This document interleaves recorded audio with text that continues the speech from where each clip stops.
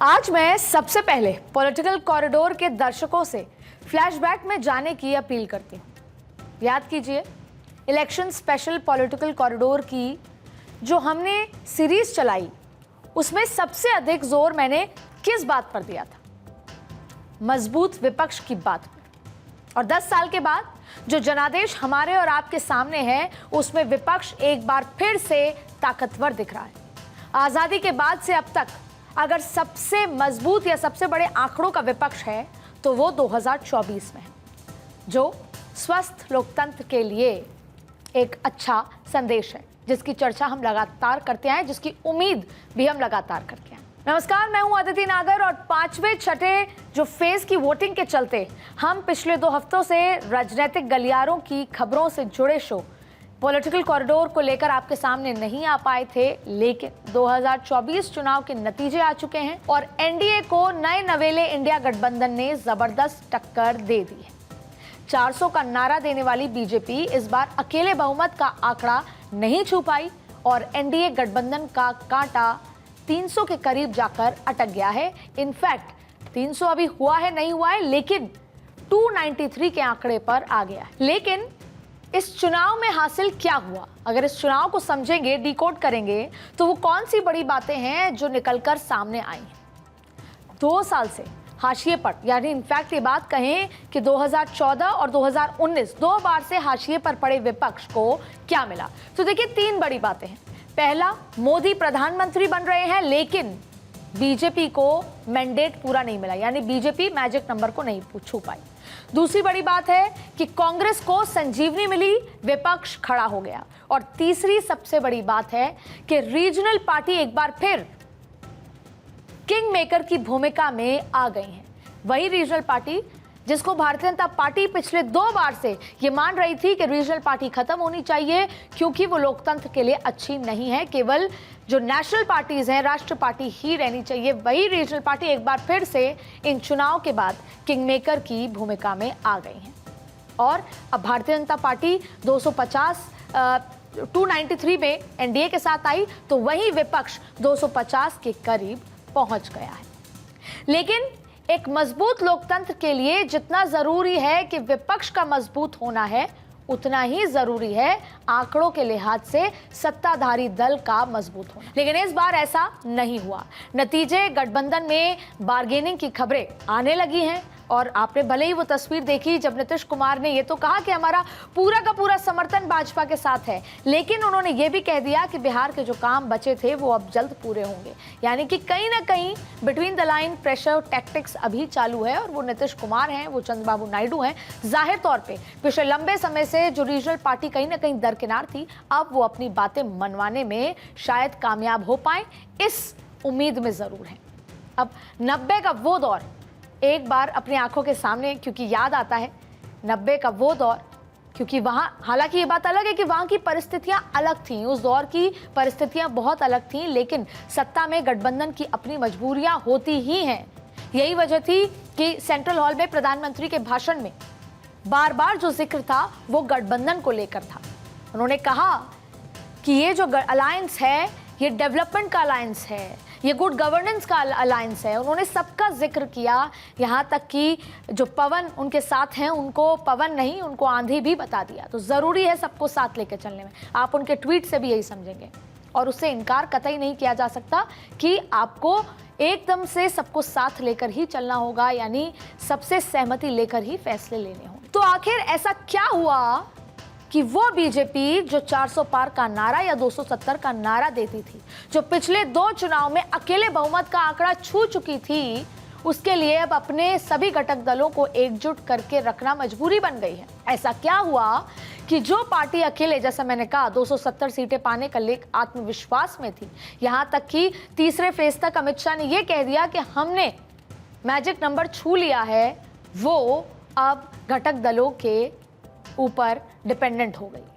अब उस score board पर 240 रनों का स्कोर बोर्ड है, ना कि 272, जो कि जरूरी था भारतीय जनता पार्टी के लिए। अब ये समझेंगे कि 2024 के चुनाव का ये स्कोर बोर्ड या स्कोर कार्ड को समझते हैं, जहां हम उन राज्यों की बात करेंगे जहां बीजेपी को नतीजे में नुकसान देखना पड़ा, जहां पर ये उम्मीद नहीं थी कि इस तरह के नतीजे आ जाएंगे। उत्तर प्रदेश में 29 सीटों का नुकसान, महाराष्ट्र में 14, राजस्थान में 10 सीटों का सीधे नुकसान, कर्नाटक में 8 सीटों का नुकसान, बंगाल में 6, बिहार में 5, हरियाणा में भी 5, झारखंड में 2 सीटों का नुकसान, पंजाब में 2, गुजरात और केंद्र शासित प्रदेश में 1-1 सीट का नुकसान झेलना पड़ा।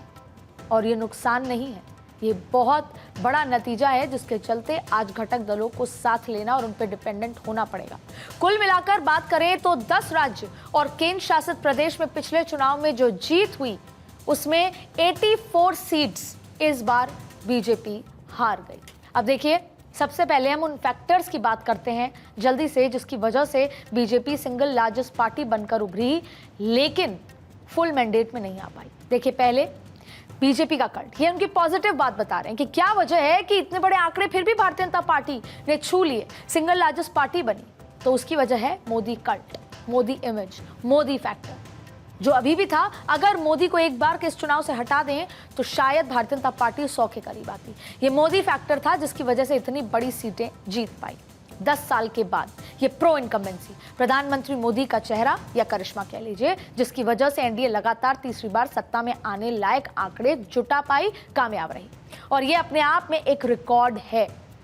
1964 नेहरू जी याद होगा आपको, और अब कि तीसरी बार वही व्यक्ति प्रधानमंत्री की शपथ लेगा। अब दूसरी बात, बीते 10 सालों के फैसले, बड़े फैसले, प्रधानमंत्री नरेंद्र मोदी का जो डिलीवरी था, जो कहा वो वादा पूरा किया, नरेंद्र मोदी की गारंटी। राम मंदिर की बात कर ले, भले ही हम ये एक बहुत डिबेटेबल सब्जेक्ट है कि राम मंदिर का असर हुआ या नहीं हुआ, लेकिन राम मंदिर किया। आज भी लोगों के मन में है कि ये संभव नहीं था मोदी के बिना। धारा 370, नारी वंदन अधिनियम 27 साल बाद, ये ऐसे ऐतिहासिक फैसले हैं जिसकी वजह से बीजेपी के वोटरों में 10 साल बाद भी मोदी को लेकर विश्वसनीयता बनी रही। एंटी इनकम्बेंसी की लहर उम्मीदवारों के खिलाफ थी लेकिन सरकार के खिलाफ बिल्कुल नहीं थी। तो ये वो सारे फैक्टर्स हैं जिनकी वजह से भारतीय जनता पार्टी इतने बड़े आंकड़े छुपाई। अब तीसरा आपको वजह बताते हैं, पीएम मोदी का धुआंधार कैंपेन। आपको चारों तरफ प्रधानमंत्री मोदी दिखते थे, चाहे फिर वो कैंपेन सड़कों पे हो, चाहे आपको टेलीविजन पे दिखे, चाहे नरेंद्र मोदी का लगातार जो ताबड़तोड़ दौरे थे, मेहनत थी। चुनाव के ऐलान के साथ ही, और इनफैक्ट जब चुनाव का ऐलान हुआ, जब इलेक्शन कमीशन ने वो जारी की सूचना, तब तक 100 रैलीज प्रधानमंत्री कर चुके थे। प्रधानमंत्री मोदी ने देश के कोने कोने में जाकर ताबड़तोड़ रैलियां की, जनसभा कर लोगों से सीधे कनेक्ट किया, बातचीत की। पीएम मोदी ने 206 रैली और 18 रोड शो की, जो अपने आप में एक रिकॉर्ड था। ये तो वो फैक्टर्स थे जिसकी वजह से Bharatiya Janata party single largest party बनी। अब आपको बताते हैं कि वो कौन से फैक्टर्स रहे जिसकी वजह से इस चुनाव में बीजेपी अकेले बहुमत का आंकड़ा नहीं जुटा पाई, जिसका वो लगातार दावा कर रही थी। पहला, बीजेपी वर्सेस बीजेपी। जिन जिन राज्यों में बड़ा झटका झेलने को मिला है वहां पर संगठन अपने एक साथ नहीं था। भारतीय जनता पार्टी एक दूसरे से बटी हुई नजर आई, इस वजह से जमीन पर वो नतीजे नहीं देखने को मिले जो देखने को मिलने चाहिए थे। दूसरा, पोल थीम नहीं थी। इस बार नतीजा ये हुआ कि सीट दर सीट और फेज दर फेज मुद्दे बदलते रहे, हर बार बीजेपी को नई रणनीति पर काम करना पड़ा। तीसरा, उम्मीदवारों के खिलाफ एंटी इनकम्बेंसी। इस चुनाव में हमने देखा कि कैसे मोदी सरकार के कई मंत्री चुनाव हार गए क्योंकि उनसे जनता उनकी खुश नहीं थी। गलत तरीके का कैंडिडेट जो कैंडिडेचर है या फिर कहें कि गलत कैंडिडेट चुना गया, उसके चलते जो एंटी इनकम्बेंसी झेलनी पड़ी। ये वैसे नेता थे जिन पर पार्टी ने भरोसा तो किया, लेकिन 10 साल और कहीं ना कहीं 5 साल अपने इलाके से दूर रहना या किसी न किसी कारणों से जनता से नाराजगी, जिसका नुकसान बीजेपी को नुकसान देखना पड़ा। अब देखिए चौथा, उम्मीदवारों का चयन। यूपी सहित कई राज्यों में उम्मीदवारों के चयन को लेकर सवाल उठ रहे थे। यहाँ तक कि कई राज्यों में कई सीटों पर जो कार्यकर्ता थे उन्होंने कहा कि प्रत्याशी बदलना चाहिए, लेकिन फिर भी नहीं बदले गए और वो सीट भाजपा हार गई।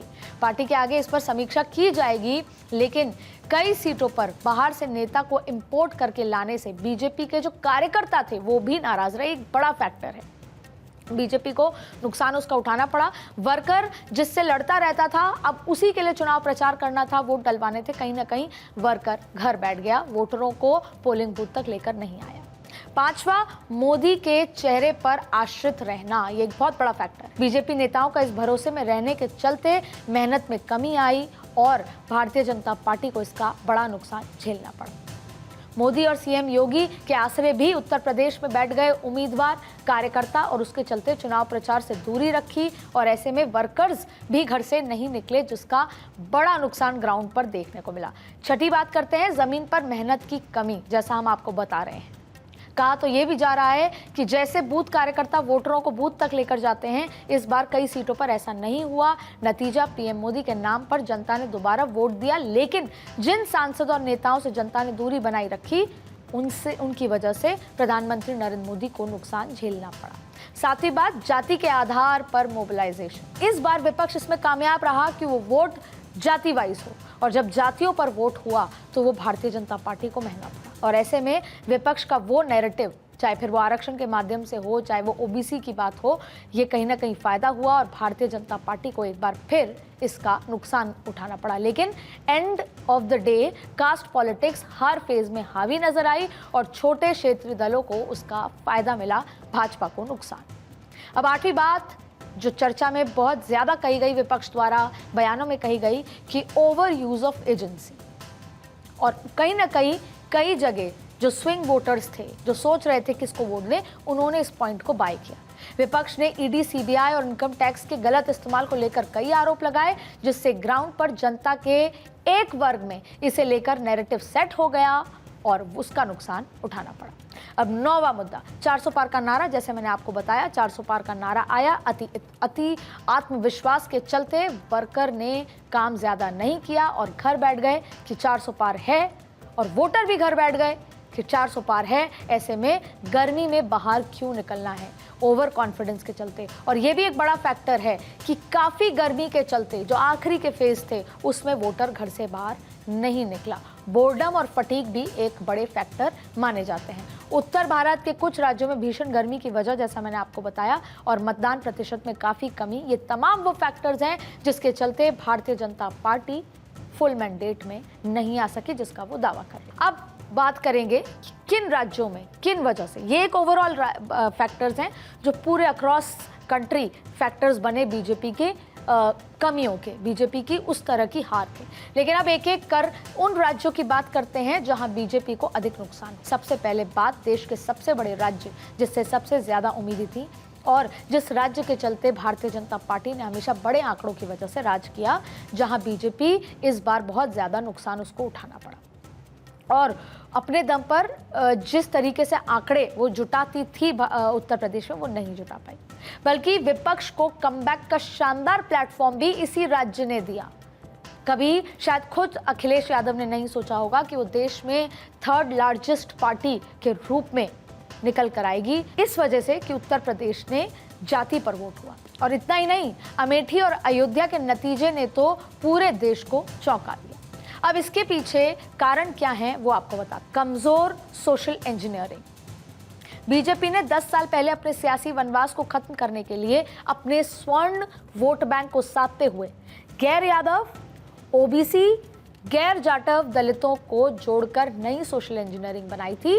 और इस बार आरक्षण के मुद्दे की वजह से गैर यादव, ओबीसी में खासकर मल्ला, कुर्मी, मौर्य, कुशवाहा जैसी जातियां बीजेपी से छिटककर सपा और कांग्रेस के साथ चली गई। और बसपा ने भी, भले ही बसपा ने कुछ गेन नहीं किया, लेकिन वोट डिवाइड करने में अंदरूनी बहुत ज्यादा विपक्ष की मदद की और काफी सारी सीटों पर। अब दूसरी बात है राशन और कानून व्यवस्था पर निर्भरता। यूपी की 80 सीटों पर जीतने के लिए बीजेपी ने कई नए प्रयोग किए थे, लेकिन चुनाव परिणाम बता रहे हैं कि उनके सभी प्रयोग फेल साबित हुए। सरकार की कल्याणकारी योजनाओं के लाभार्थियों से संपर्क अभियान भी बेअसर नजर आ रहा है, वरना ये आंकड़े ऐसे नहीं आते। और एक नैरेटिव, 2 लड़कों की जोड़ी। अब इस बात में कोई दो राय नहीं कि उत्तर प्रदेश में 2 लड़कों की जोड़ी हिट रही या भारतीय जनता पार्टी की जो कमजोर कुछ कड़ियां थी उसके चक्कर में इन दोनों को बूस्ट मिला। लेकिन अखिलेश यादव और राहुल गांधी ने संविधान और आरक्षण के मुद्दे को जबरदस्त तरीके से उठाया। अब देखिए, बीजेपी इसका ठीक से बचाव नहीं कर पाई, जिसकी वजह से पिछड़े और दलित वर्ग में युवाओं को उनको समझाने में बीजेपी शायद नाकाम रही। अब बात करेंगे पश्चिम के राज्य महाराष्ट्र की। महाराष्ट्र 5 साल तक हर दिन रणनीति बदली, हर दिन कुछ नया हुआ। जहां बीजेपी सत्ता में तो थी, लेकिन लोकसभा चुनाव में 14 सीटों का नुकसान हो गया। और जो डिवाइड हुआ शिवसेना का, एनसीपी का, वो इसलिए हुआ कि भारतीय जनता पार्टी पुराने स्ट्राइक रेट को अचीव करना चाहती थी। जमीन पे क्या हो रहा है या जमीन पे सीटें कम होंगी, इस बात का अंदाजा बीजेपी को 2 साल पहले हो गया था, इसीलिए इतनी मेहनत की गई। लेकिन आखिरकार हुआ क्या? 14 सीटों का नुकसान हुआ। अब क्यों और कैसे हुआ, इसे समझिए। पहली वजह, एनडीए में दल तो मिल गए लेकिन दिल नहीं मिल पाए। दरअसल महाराष्ट्र इकलौता ऐसा राज्य है जहां महायुति और महाविकास अघाड़ी का वोट प्रतिशत बिल्कुल बराबर है। बीजेपी, शिवसेना जो शिंदे वाली है, और राष्ट्रवादी कांग्रेस पार्टी जो अजीत वाली एनसीपी के साथ तो आए, पर कहा जा रहा है कि जमीन पर कार्यकर्ताओं में तालमेल नहीं था और तालमेल न बन पाने के चलते ये नतीजे आए। नतीजा, वोट बैंक का ट्रांसफर नहीं हुआ। तभी तो बराबर मत प्रतिशत के बावजूद महाविकास अघाड़ी को जहां 30 सीटें मिली, तो वहीं महायुति 17 सीटों पर सिमट कर रह गई। और ये भी बहुत बड़ा झटका था। महाराष्ट्र स्विंग स्टेट के रूप में था, महाराष्ट्र बहुत निर्णायक रूप में था इस चुनाव में। दूसरा मुद्दा, स्थानीय गुटबाजी और राजनीति। महाराष्ट्र की कई सीटों पर महायुति के उम्मीदवार आरोप लगा रहे थे कि घटक दलों के साथ नहीं, उन्होंने साथ नहीं दिया चुनाव में ढंग से जमीन पर। मावल लोकसभा क्षेत्र में से शिवसेना के शिंदे के जो उम्मीदवार थे, शिंदे वाली शिवसेना के जो उम्मीदवार थे, श्रीरंग बारने ने तो नतीजा आने के बाद अजीत पवार की या उनके कार्यकर्ताओं पर प्रचार न करने के आरोप तक लगा दिए। और ऐसा ही कुछ आरोप हथकांगले लोकसभा क्षेत्र में एकनाथ शिंदे के कैंडिडेट ने बीजेपी के कार्यकर्ताओं पर लगा दिया। आप मतलब समझिए कि वो अलायंस तो था, पर काम एक दूसरे के लिए नहीं किया गया, जिसका यह नतीजा हुआ। अब तीसरी बात, कागज पर शेर, जमीन पर ढेर। इस बात में तो कोई दो राय नहीं कि बीजेपी, शिवसेना और एनसीपी ने कागज पर तो एक मजबूत गठबंधन बना लिया, जिसका मैं जिक्र कर रही हूं। लेकिन एनडीए में मजबूत विधायकों और सांसदों की संख्या में दम दिखा, लेकिन जमीन पर क्या हुआ यह आप सबके सामने है। एनडीए में शिवसेना और एनसीपी अजीत के जो विधायक और सांसद तो आए, पर उनके वोटर नहीं आ पाए, वोटर बीजेपी की तरफ नहीं आ पाए। अब बात राजस्थान की। अब फैक्टर्स बात करते हैं कि क्या वजह रहे बीजेपी के हार के फैक्टर्स, या जो लूज की सीट उसके फैक्टर। सबसे बड़ा, बीजेपी वर्सेस बीजेपी, या यूं कह लीजिए old BJP versus new BJP. वहां पर बीजेपी संगठित नहीं थी, ये सबसे बड़ा हार का कारण है। दूसरा, बीजेपी में क्राउड पुलर नेता की कमी थी। या तो नरेंद्र मोदी हैं क्राउड पुलर, वो आए तो क्राउड आया, लेकिन उसके अलावा कोई भी स्टेट का नेता जो भीड़ इकट्ठी कर पाए, जो वोटर्स के अंदर एक एक्साइटमेंट जगा पाए, वो नहीं था। उसी से जुड़ा हुआ वसुंधरा राजे फैक्टर। वसुंधरा राजे घर से नहीं निकली, वो झालावाड़, बारा के अलावा वो कहीं चुनाव प्रचार में नहीं गई। वैसे वो जहां भी जाती है वहां भीड़ आ जाती है। वसुंधरा राजे फैक्टर, जिसको भाजपा बहुत बारीकी से एनालाइज करेगी। चौथा, प्रत्याशियों का गलत चयन। गलत चयन तो ठीक है, कई ऐसे प्रत्याशियों के टिकट काटना जिसका गलत मैसेज चला गया, जैसे कि चूरू के हम आगे बात करेंगे। एक बड़ा फैक्टर शेखावटी इलाका। शेखावटी इलाके में क्या हुआ, जो ये फैक्टर था आर्मी वाला, जो सारी तमाम तरीके की अग्निवीर योजना थी, वहां पर बहुत बड़ा फैक्टर प्लस किसान प्लस जाट। ये अग्निवीर योजना और जाट फैक्टर ने शेखावटी में भाजपा को भारी नुकसान दिया। दूसरा, दरवाजे खुले रखना। कांग्रेस के नेताओं का आना, जैसे महेंद्रजीत सिंह मालविया ट्राइबल नेता हैं, लेकिन वो भाजपा को फायदा नहीं पहुंचा पाए, जबकि वो विधायक थे, अशोक गहलोत के करीबी थे कांग्रेस में। उनके आने का नुकसान, यानी बिना सहमति बनाए किसी भी नेता को पार्टी में ले आने से वर्कर की नाराजगी। जैसे हमने चूरू का जिक्र किया, चूरू से राहुल कस्बा का टिकट कटा और बीजेपी का माहौल राजस्थान में खराब हुआ। महेंद्रजीत सिंह मालविया का आना और कार्यकर्ताओं का मूड खराब होना कि हम साल भर 5 साल तक तैयारी करें और बाहर के बीजेपी कांग्रेस से आए नेता हमारे सिर पर बैठकर ऑर्डर दें, ये पसंद नहीं आया। अब छठा फैक्टर, बीजेपी कार्यकर्ताओं का गिरा हुआ मनोबल। अब आप उसे कुछ भी समझ लीजिए, ना एक्साइटमेंट था, ना कांग्रेसी नेताओं का आना, ये तमाम तरीके के फैक्टर कि वहाँ पर वर्कर ने विधानसभा चुनाव जैसे काम नहीं किया लोकसभा चुनाव में। फिर सबसे बड़ी बात, भजन लाल शर्मा मुख्यमंत्री, वो ईस्टर्न राजस्थान से आते हैं, भरतपुर से आते हैं, लेकिन उसके बावजूद भी भरतपुर, टोंक, सवाई माधोपुर, इसके आसपास के जितने भी अगर बात करें धौलपुर, दौसा, उन सभी इलाकों में भाजपा का हारना कहीं ना कहीं अच्छा संदेश नहीं जाता। भजनलाल सरकार को लेकर उत्साह की कमी एक बड़ा फैक्टर है। और आठवां, कांग्रेस लीडर ने अपने अपने हिसाब से, अब अगर हम बात करें कांग्रेस लीडर्स की कि कांग्रेस क्यों जीत गई, कांग्रेस अच्छा क्यों प्रदर्शन कर गई, तो भाई कांग्रेस ने ऐसा कुछ भी अलग नहीं किया। कांग्रेस चाहती तो और सीटें जीत सकती थी अपने अपने हिसाब से। और सबसे बड़ा फैक्टर है कांग्रेस की जीत का कि बीजेपी की कमी, बीजेपी के हार के कारण कांग्रेस की जीत के कारण है। सबने अपने अपने हिसाब से अपने अपने पसंदीदा सीट पर चुनाव प्रचार किया, लेकिन शायद इस बार कांग्रेस की समय अच्छा था कि कांग्रेस ने अच्छे आंकड़े पा लिए, या ये हो सकता है कि प्रदेश की जनता कांग्रेस को जल्दी ही मिस करने लगी, इसलिए अच्छे वोट उनको दे दी। अब जरा जो शॉर्टकट में बात करते हैं उन राज्यों की जिनमें थोड़ा मार्जिन कम था, जैसे एक और बड़ा झटका, बंगाल की बात कर लेते हैं। समय बीतता जा रहा है इसलिए हम थोड़ा शॉर्ट में बात करेंगे।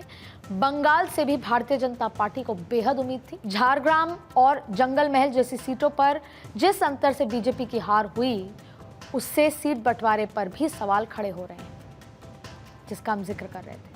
राजनीतिक गलियारों में तो यहाँ तक चर्चा है कि क्या दिल्ली के आला नेताओं के साथ बंगाल के जो रीजनल नेता हैं उनका सामंजस्य नहीं बैठा, या फिर बंगाल के नेताओं ने दिल्ली तक सही जानकारी नहीं पहुँचाई।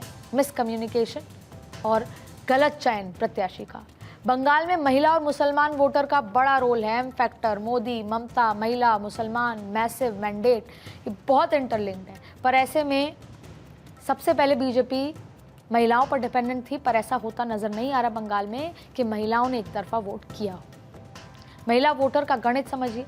बीजेपी ने इस बार बंगाल में संदेशखाली और लॉ एंड ऑर्डर का मुद्दा जोर शोर से उठाया, महिलाओं की अस्मिता का मुद्दा जोर शोर से उठाया, लेकिन नतीजों में उसका असर गायब लगा। बशीरहाट की जो सीट से टीएमसी ने भारी अंतर से जीत दर्ज की। इतना ही नहीं, संदेशखाली से जो सटे जिले में भी संदेशखाली का मुद्दा खास नजर नहीं आया, गायब दिखा। अगर बीजेपी की परफॉर्मेंस देखी जाए तो उत्तर बंगाल को बीजेपी का गढ़ माना जाता था।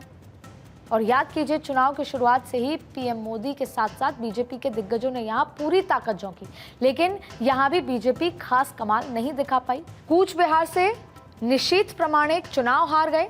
2019 में बीजेपी को दूसरी सबसे बड़ी सफलता जंगल महल के इलाकों से मिली थी, लेकिन इस बार जंगल महल की 3 सीटें मदीनापुर, झारग्राम और बांकुड़ा बीजेपी ने गंवा दी।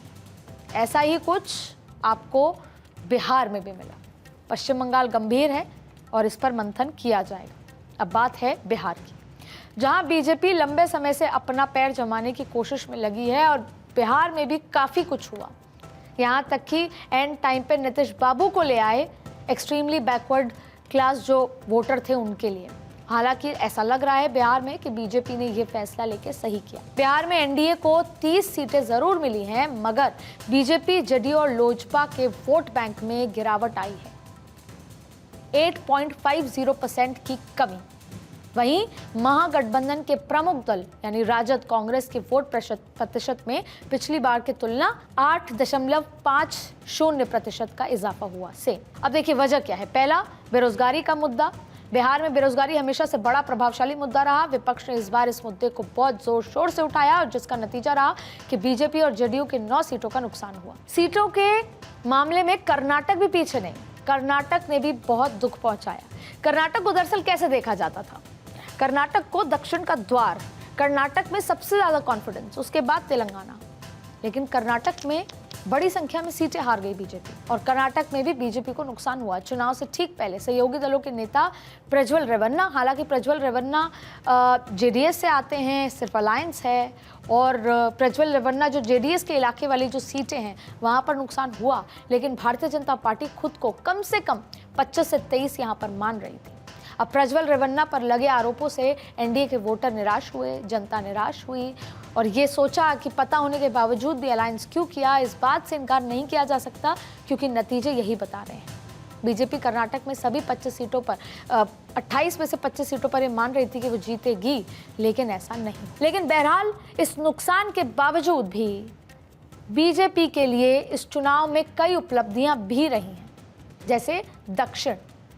भले ही दक्षिण में आंकड़ों के लिहाज से बहुत ज्यादा इजाफा नहीं हुआ होगा, लेकिन दक्षिण का रिस्पांस और वोट परसेंटेज, साउथ के सभी राज्यों में बीजेपी का वोट प्रतिशत बढ़ा है। केरला में बीजेपी ने पहली बार अपना खाता खोला और इस बात में भी कोई दो राय नहीं है कि जिस तरह के मैकेनिज्म में पीएम मोदी और बीजेपी काम करते हैं, आगे आने वाले चुनाव में बीजेपी अपना नुकसान से लेसन लेकर और बेहतर करने की पूरी कोशिश करेगी। अब बीजेपी अपने सहयोगियों के साथ सरकार बनाने की तैयारी में है।